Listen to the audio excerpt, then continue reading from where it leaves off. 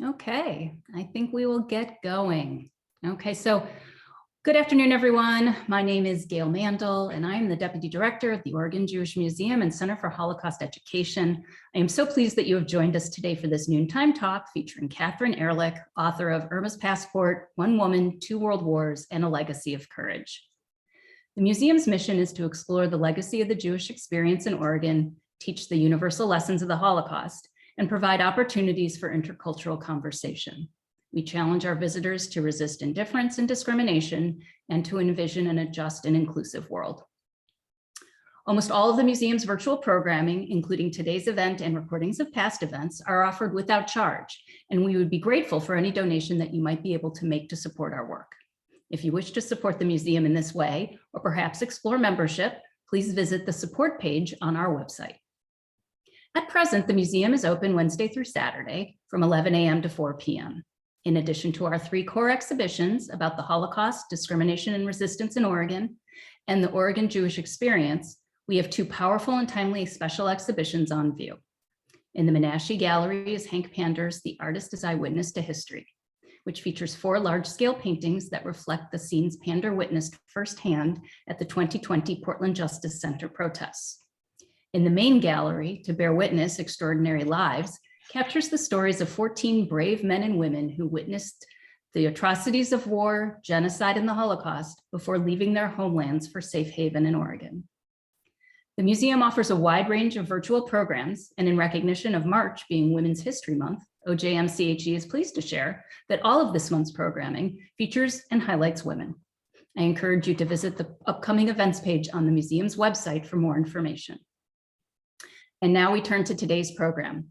OJMCHE is pleased to welcome Catherine Ehrlich. In addition to being a nonfiction writer, Catherine's international career has focused on cross-cultural communications and the building of narratives.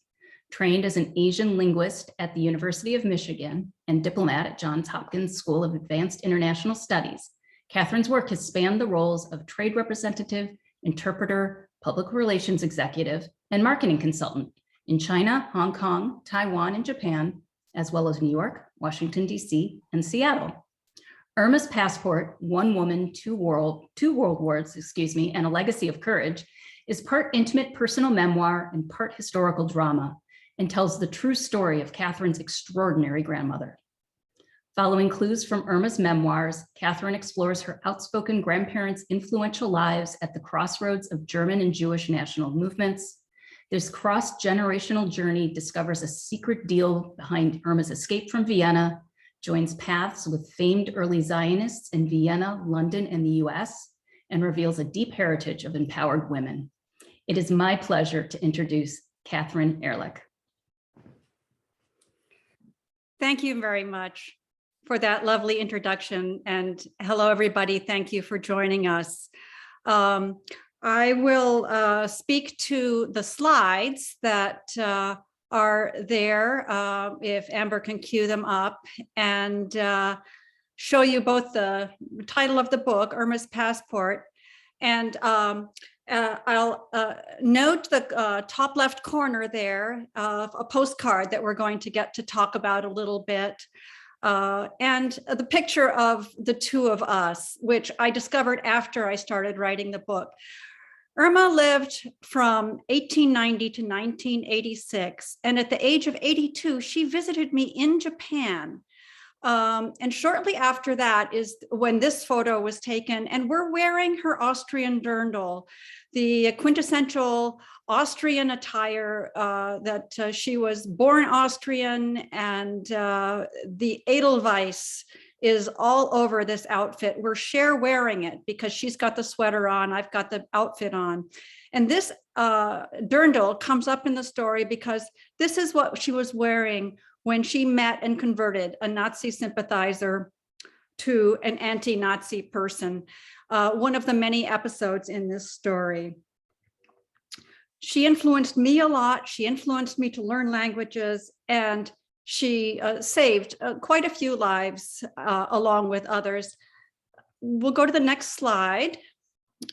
And I had, late in Irma's life, around the time and after the time of that photo, she began writing her memoirs.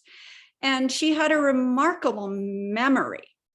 And she kept writing these even as her eyes could hardly see. And when I came to try to sort these, I had missing pages. She didn't write her whole life, but what she did write was fascinating and so vivid. It had this "you were there" quality that I wanted to work with.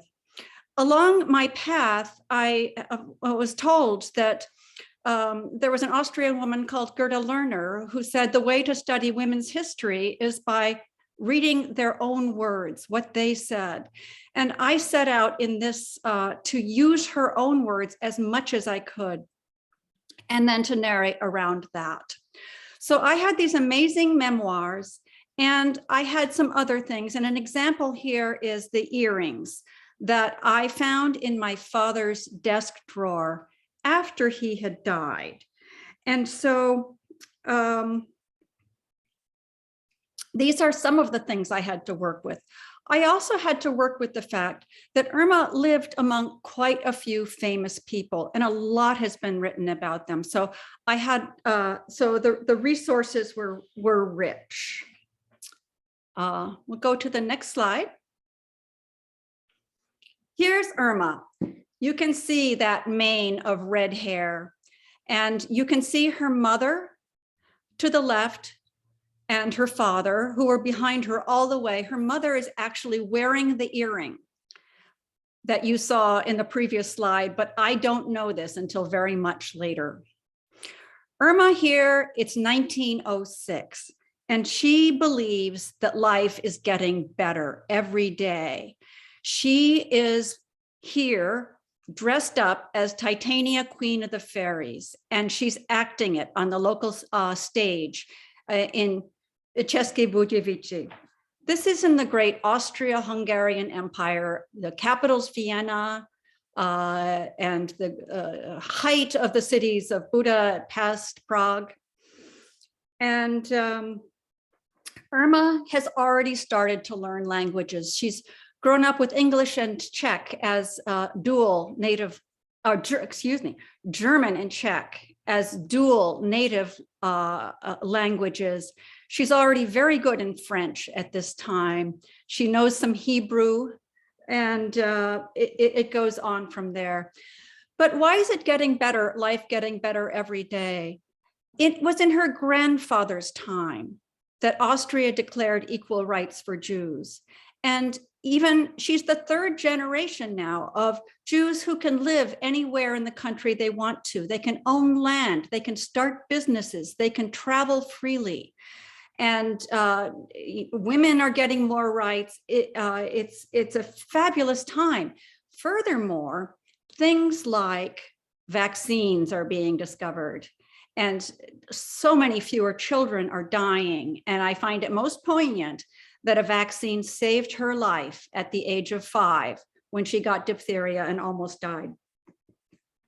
So in this time of emancipation, Irma and her cohort are very excited because the latest dances from Strauss and Lehar are coming in, and they're greeted with the same enthusiasm as I greeted the latest Rolling Stones to dance to in my time. And yet, time after time, history would knock her down and she would have to get up again. Let's go to the next slide. Irma makes it to university, and the chances of this are minuscule. 1,000, one youth in 1,000 in that empire goes to university. And of that, and at the university, 4% are women. So the ratio is 2,500 to 1 that she would go to university. But, and it's fascinating because even in England, they were reporting the opening of that high school. That was the first time of creating a girls' high school in České Budějovice. Why? People are beginning to think maybe educating girls is worth it. So she's in this very early cohort and quite aware that she's in elite circles. It's a sort of a literati and leaders group. And so in her circles are Albert Einstein, who's at Charles University. He's working on the theory of relativity, already very famous. At the university is Franz Kafka. He is actually a distant cousin, but he's right there in her English class because though he's graduated, he's taking extra courses. This is the kind of people she's used to being among. And there she's standing next to the man who would become her husband. That's Erwin Kolmar. He was a professor. He influenced her choice to study English, which was not that popular a topic, as her major. And so they fall in love, they marry, and they marry very late in 1913. And Erwin, the professor, got a fellowship to go to Oxford, and they're just getting ready to go in the fall when the guns of August 1914 come up.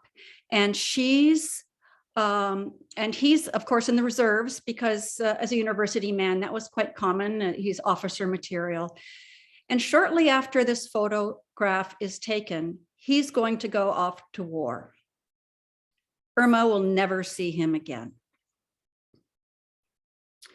And that's when life stops getting better every day. Irma is a widow.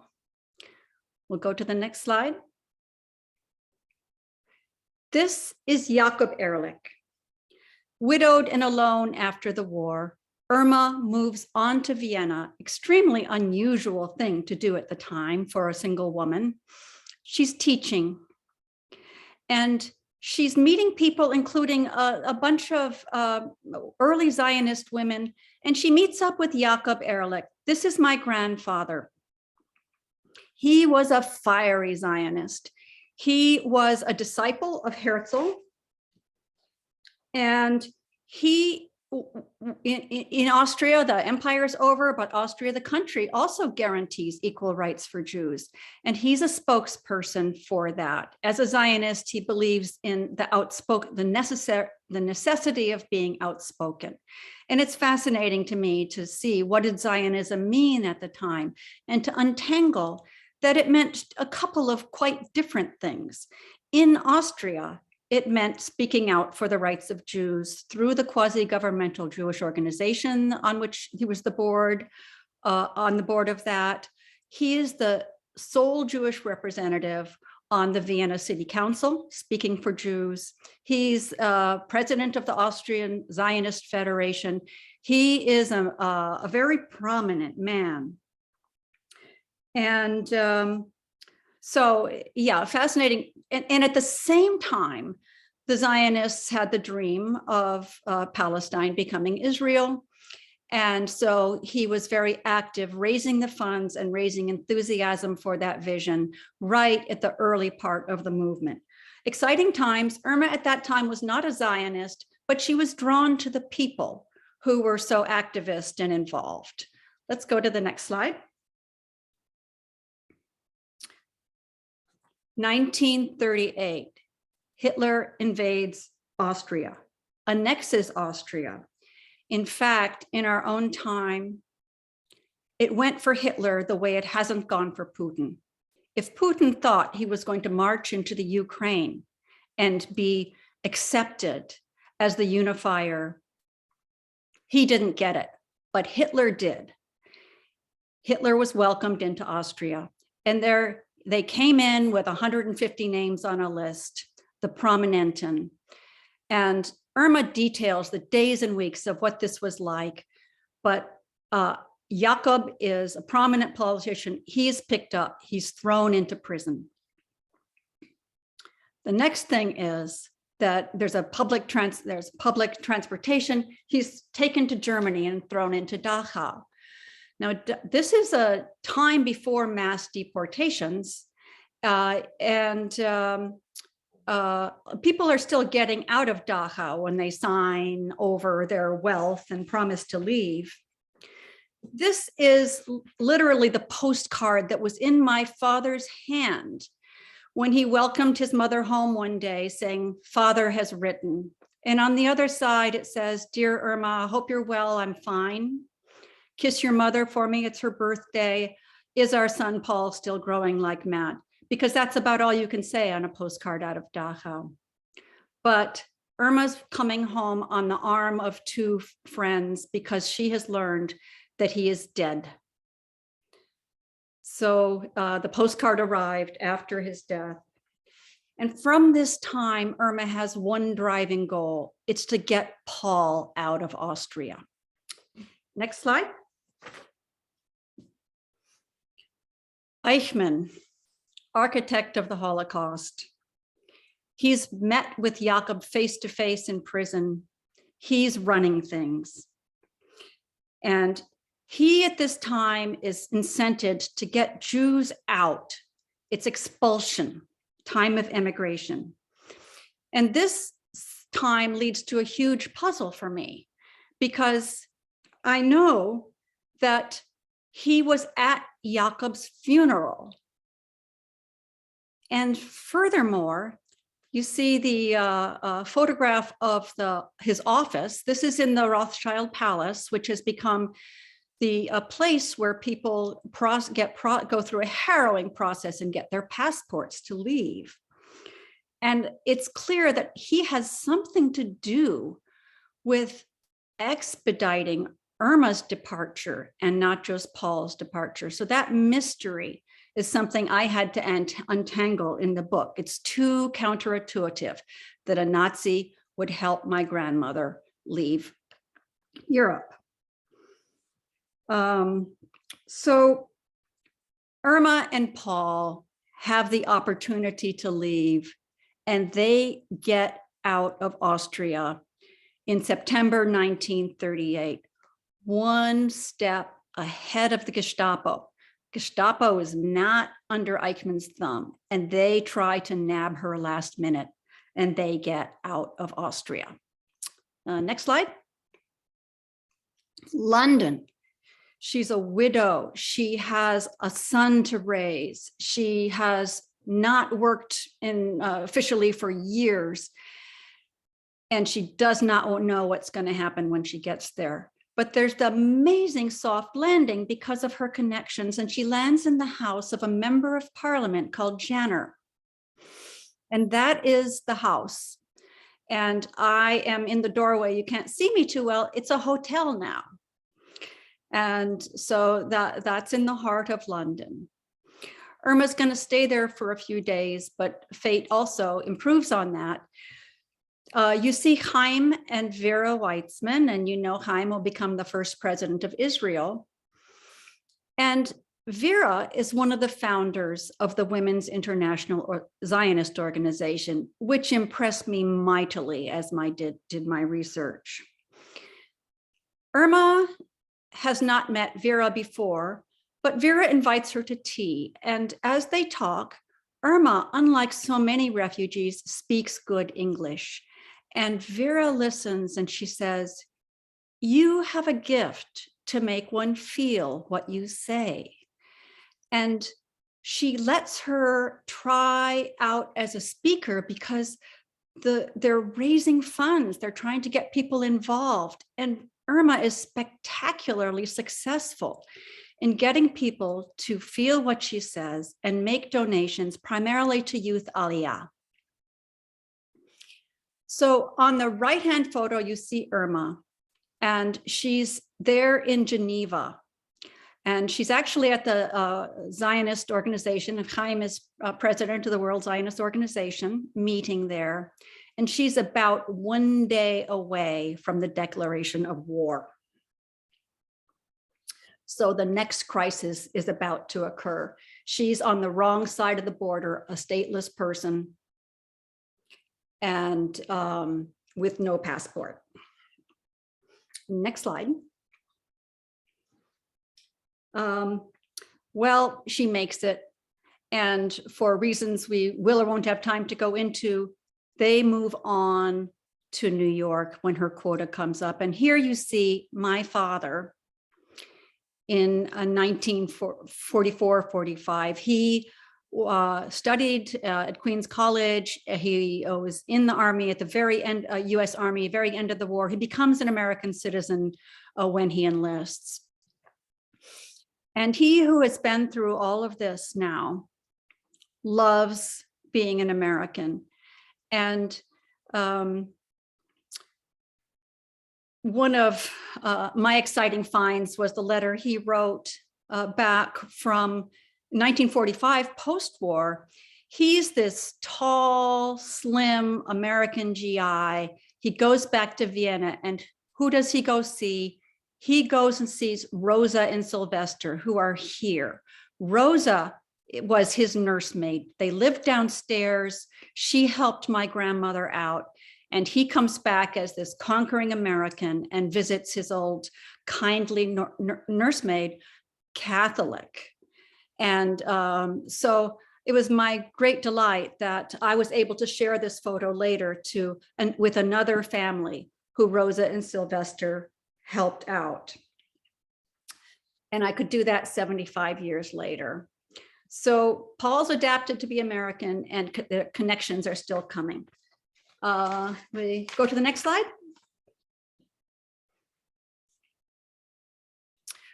So despite all of that, Paul enjoyed Vienna. And here we are at a bus stop. He lived long enough that the high school from which he was expelled invited him back, and he went and he talked to them about how important it is to understand the past, to understand what went down, to look at it and try to avoid making the same mistakes.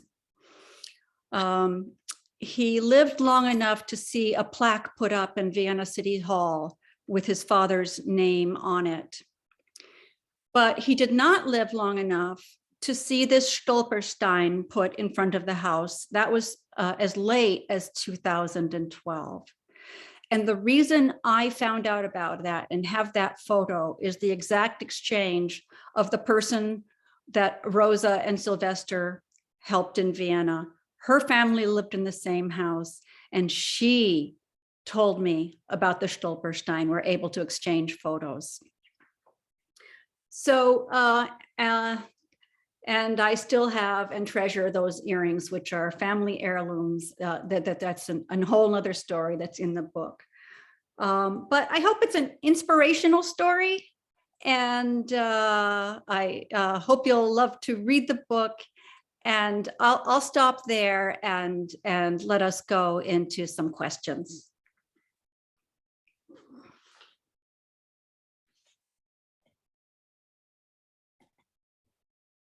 Thanks, Catherine. So I'm gonna, I have some questions that I've prepared to ask Catherine, but please use the Q&A function to type in any questions that you might have, and I can pose them to her. So I guess it's also sort of, since yesterday was International Women's Day, it is very, very appropriate that we're talking about Irma. She certainly, and I hope everyone who's on the call was able to get a feel for what the type of person Irma was. She was really unique for a woman of her time period. The level of education she had, her mastery of multiple languages. She was a strong advocate for causes that she cared about. Could you please share some thoughts about how her strength played such a pivotal role in her escape from Vienna, and her and Paul's escape from Vienna, and her life in general? Certainly. One, I'll speak to a quality, courage. There was crisis after crisis, and she always faces it head on. Getting out of Vienna, she's negotiating basically with Nazis. Getting across the French border, she's speaking in French and being persuasive and speaking to these English audiences when she's bereft. That makes a livelihood for her. And I think she adapted and moved on in these times of crisis and brought her son along with her, which was her driving goal then. But I also think that by helping people and reaching out in this time when things were terrible for her, I think it was healing for her as well, and healing for her father to see, because they processed this out in the open, not deep and kept away. When she started her career in England, she's 49 years old. She thinks her life is over. She's just working for Paul. But the other quality is pride, which she was a very uncompromising person. And so even when it comes down to, are we going to stay in England? She could have been the secretary of Chaim Weizmann. The job was offered to her. So she asks her son, what should we do? And when he says America, she's going to have to start her life all over again. And so that driving desire to make a great life for Paul she was successful in letting him have the life she wanted. And she demonstrated that learning language is useful, especially if you can be persuasive in several.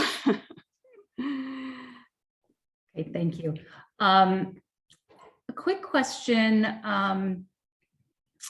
I think that I have more questions about the Irma and your father and the story, but I'm curious, what was it like for you when you were doing this, when you were researching for the book, and when you were working so closely with Irma's memoirs? And then also, because I know in the introduction, there were certain periods of time in your life when Irma shared some of her stories with you because she wanted to make sure that perhaps you were old enough to handle the content, appreciate the content. But if you could share a little bit about what it was like to work on this book, and then how much of your grandmother's stories did you know or learn while you were growing up, and what was a surprise for you when you sort of dug into her memoirs?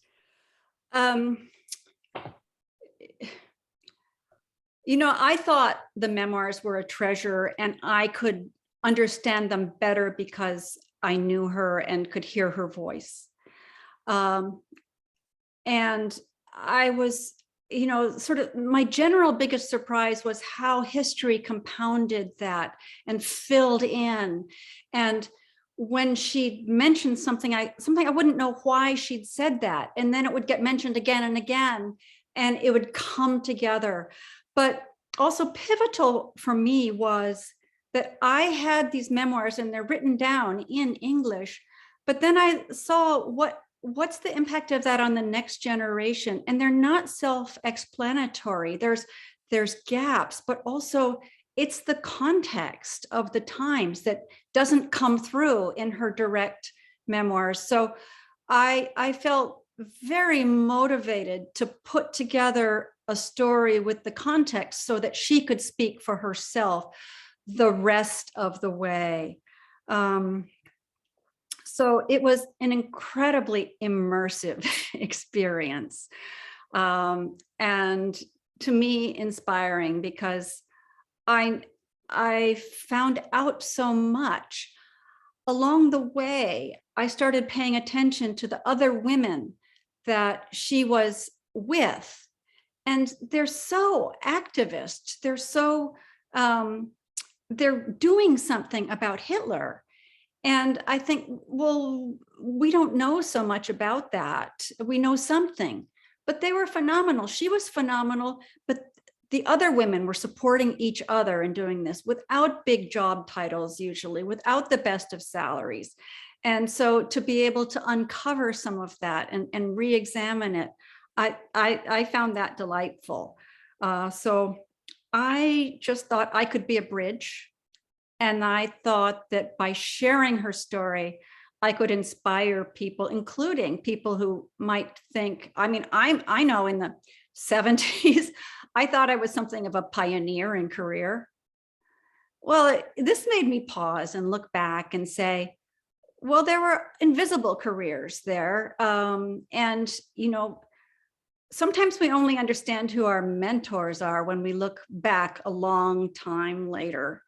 And I realized that the women that came before us had set us up in an amazing way, more than I appreciated before. Okay. I'd be interested in hearing a little bit more, if you'd be willing to share about the relationship between Irma and Paul, your father.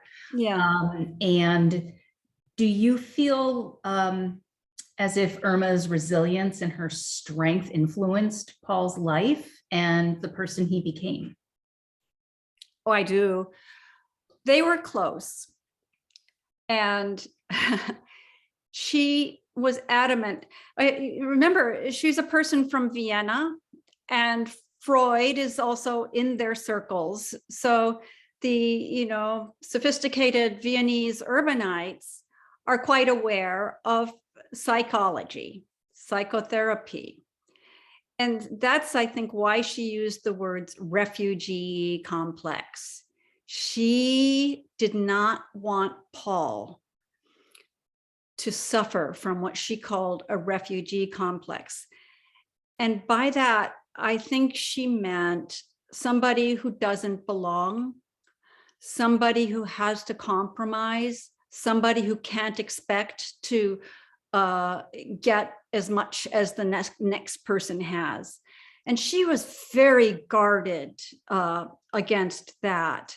So that she would make sure Paul got what he wanted no matter what. And that's why she had to start all over in New York. So what? She was ready to do it. So they were close, and I can I can remember him when she'd sort of say, well, I did it for you. He would wince. Because that's a burden, right? Oh, yeah, right. My mother did it but she did, and but then she passed, all this legacy on to her grandchildren as well. So I think he was very aware that she had his back this whole time. And there were troubled times. There was an abusive boys' school in England that she, as a mother without a father around, had to deal with and cope with as a foreigner. And stand by him. So she wanted him to determine his own destiny. She even said, she would have liked him to become a lawyer like his father. Well, he wasn't having any of that. That wasn't his destiny. His father had been a lawyer and politician. That's not the direction. And the fact that he got to choose science and be a scientist, that was because she opened the doors for him. And everybody appreciated that. Also, she was a very charismatic person. So in fact, she would steal the show when she was over and other people were there. Oh, okay. I have a question from that was put in through the chat. Were Irma's memoirs easy for you to read and to follow? Such as, was her, was her handwriting quite legible? And if you could just summarize for us the complete time span that her memoirs covered. Yeah, she wrote in lovely detail about her early life in small town Bohemia, which is now Czechoslovakia. So she wrote that very composed, but I would find several different versions when she'd started over again. Mm-hmm. And so with different, they never conflicted, but they didn't go straight ahead. So I had versions to reconcile of that. I had pages numbering where they drop off and the next page wouldn't be there, and and then they'd stop being numbered.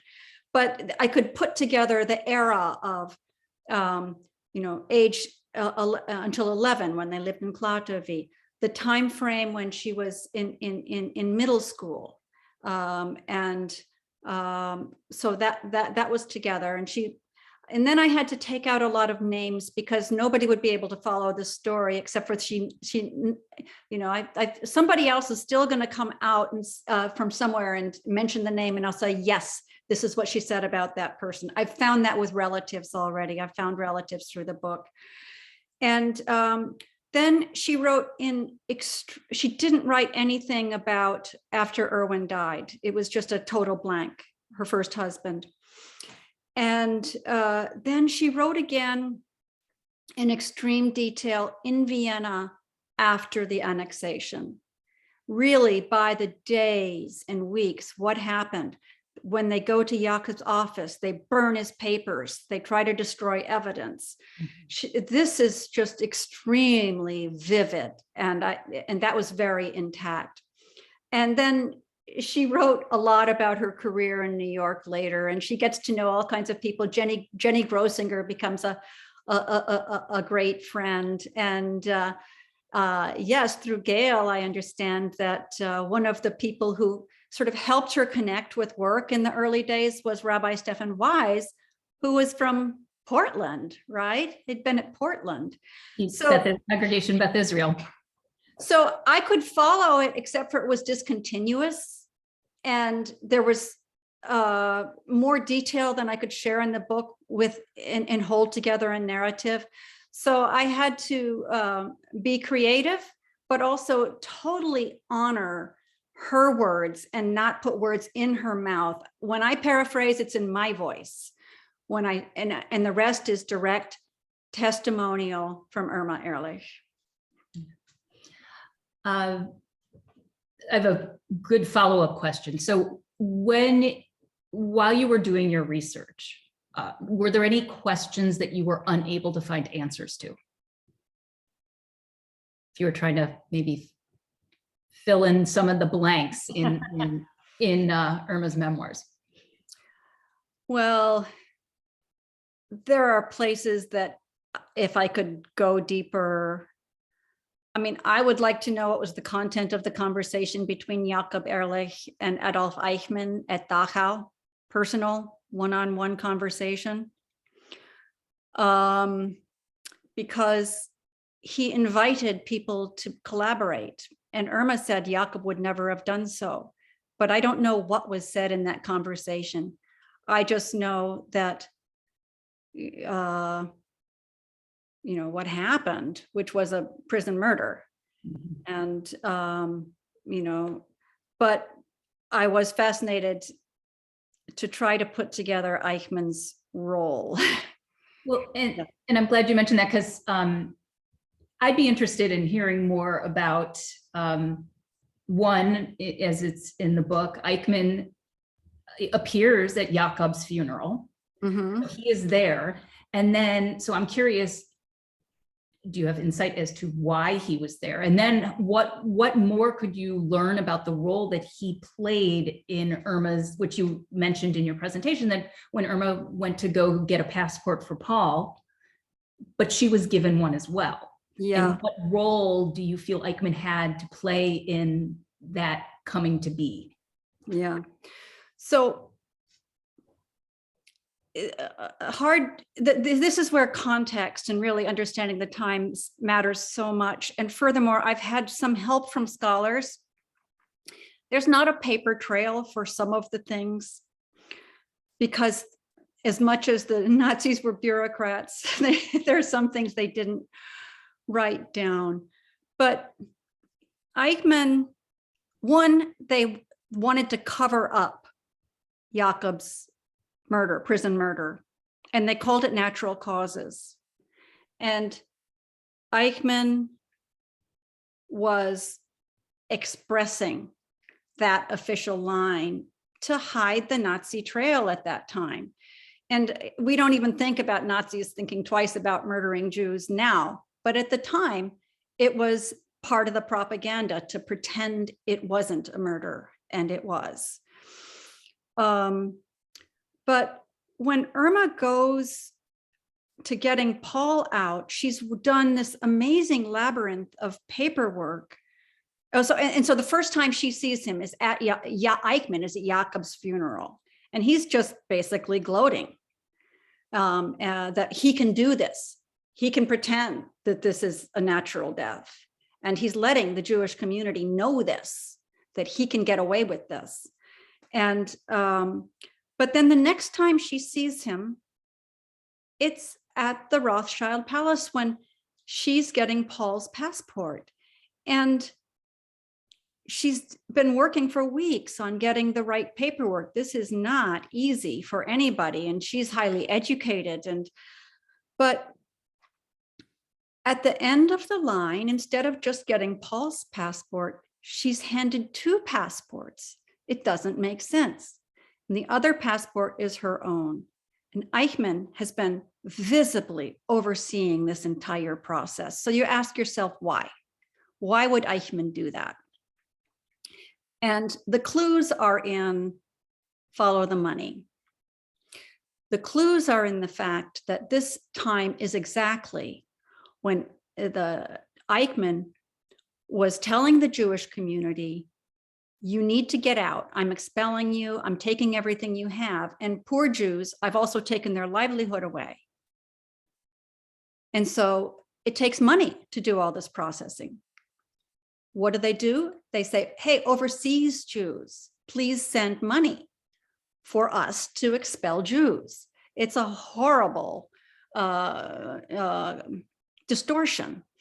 But what the scholars tell me is that this was a very active negotiation, and that was common, that there would be contingencies. Eichmann will send this much money to get poor Jews out because they're supposed to be self-funded. But in exchange, here's a few names I want coming over. And the Jakob Ehrlich's widow would fit that description. And the timing is perfect for that. So you would not make this guess unless Eichmann had been present, very actively supervising the fact that Irma got that passport. So it's complicated, it's counterintuitive, and those things didn't get written down in paper, but it fits the time exactly. Irma did not say this. She actually sort of thought that her poise had something to do with it. She looks to him eye to eye. She glares into him and is not grateful to him for anything. But I think she didn't know. I think she didn't know that there was bargaining going on out of sight on her behalf, and that people who knew her wouldn't have mentioned it,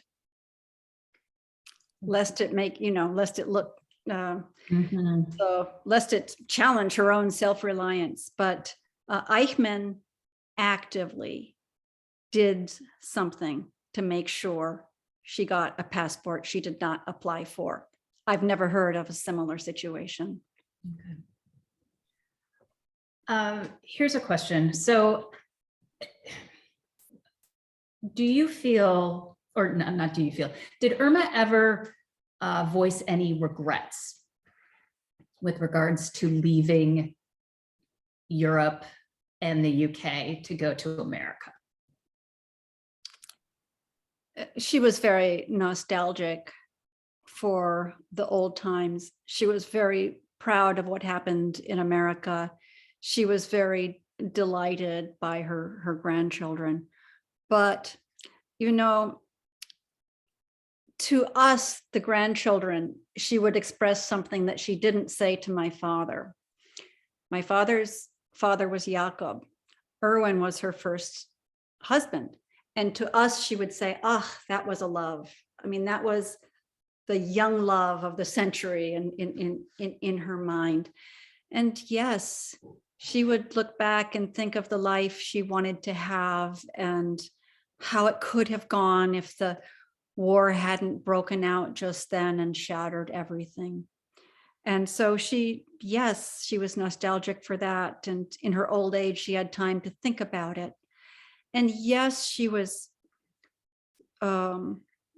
so sorry that Jakob wasn't able to come along. And she started to look at herself when she was earning a living in this career she'd started after the age of 49, and making it in London, making it in New York, paving the way for Paul.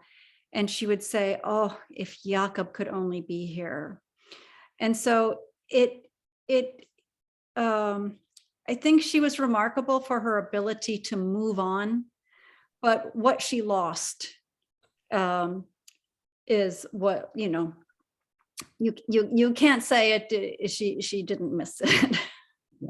Yeah.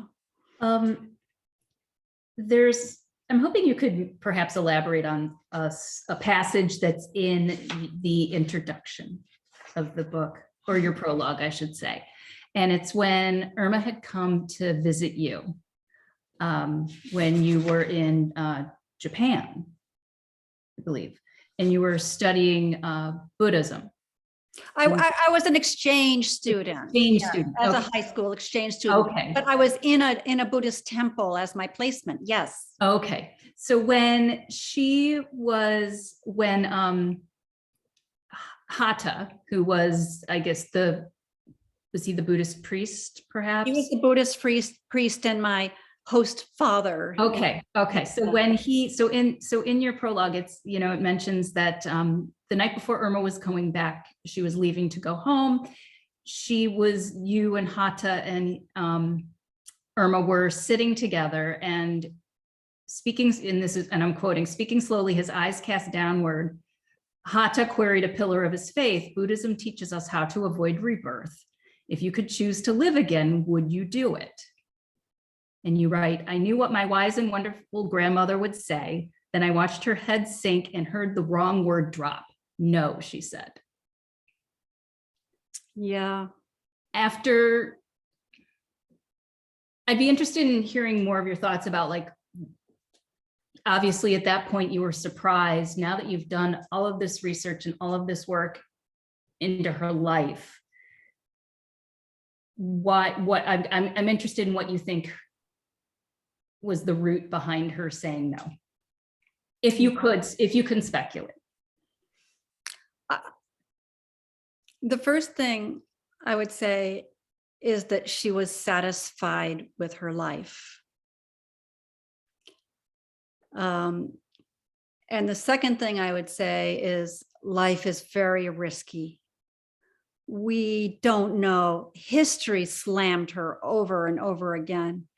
And if you were to try another life, I always imagined you would improve on the life you had by not making the same mistakes or by taking opportunities.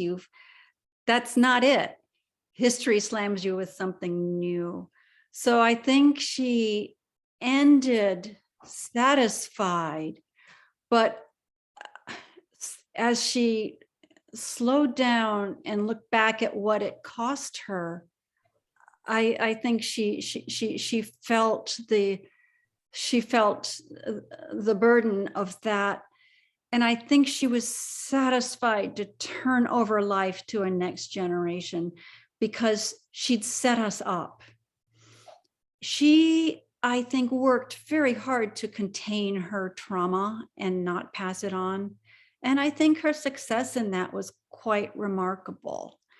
And I think seeing her grandchildren thrive, seeing her son do well and belong in America, it's a bittersweet thing, a combination of satisfied and ready to not bear any more pain. Mm-hmm. And it gives me insight into what Buddhism means by life is suffering. I used to believe this had something, that this was, no, life is full of joys.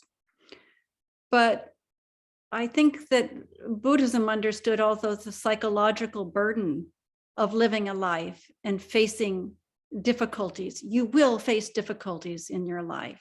And she had more than her share. So. Okay. We, just by chance, we have a program next week that features a couple members of our local second generations group who have done research into the history of their families that survived or perished during the Holocaust.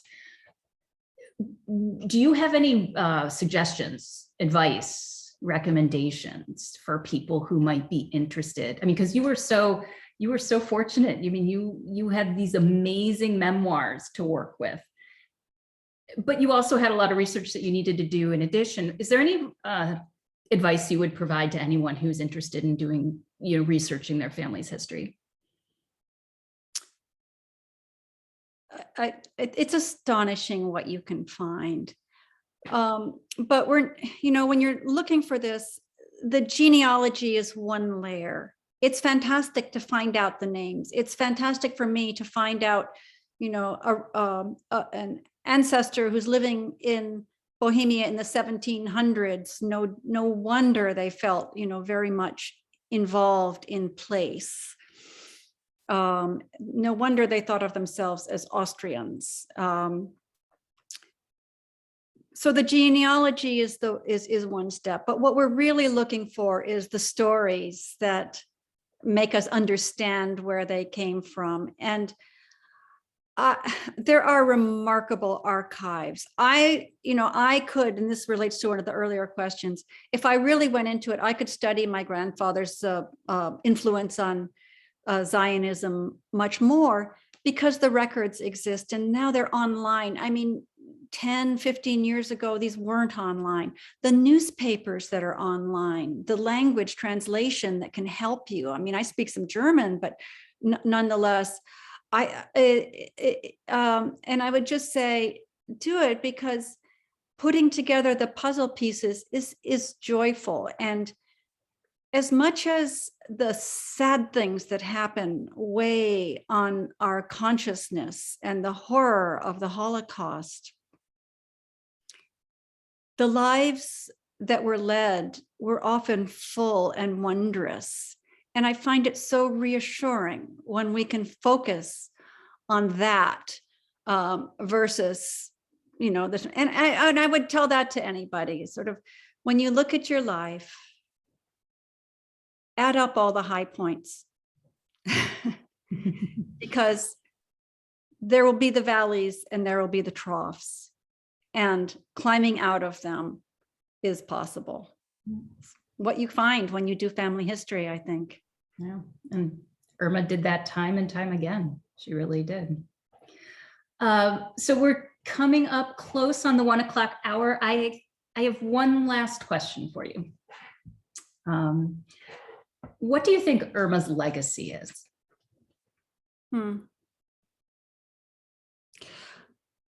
I think it's in values passed on. She had a broad worldview, and she didn't want it narrowed. And so I think she says, learn languages to experience a broader world. Languages are your passport. I think she said, pride is a superpower. Use it to overcome challenges. I think she said, told us adaptation is a strength. Don't be afraid to move on. And I think what I read in is, out of her courage, courage has its own rewards.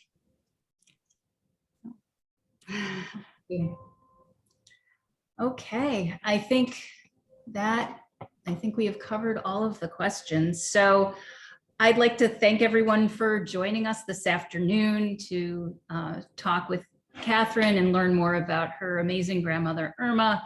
If you're interested in purchasing Catherine's book, I can tell you it is available in the museum's shop. But you can also look to Pauls, Broadway Books, or Annie Bloom's, but I would recommend that you just call and check with them for availability on stock. You could also go online to bookshop.com or Amazon. Again, thank you, Catherine. It's been a pleasure speaking with you, and thank you for providing more insight into your book. I thought Irma's story was really quite remarkable. Story like pride, courage, resilience, quite the woman. And thank you so much for sharing. Thank you for sharing her with us today. Really appreciate it. And with that, I wish everyone a good afternoon. Thanks for joining us. Thank you, everybody.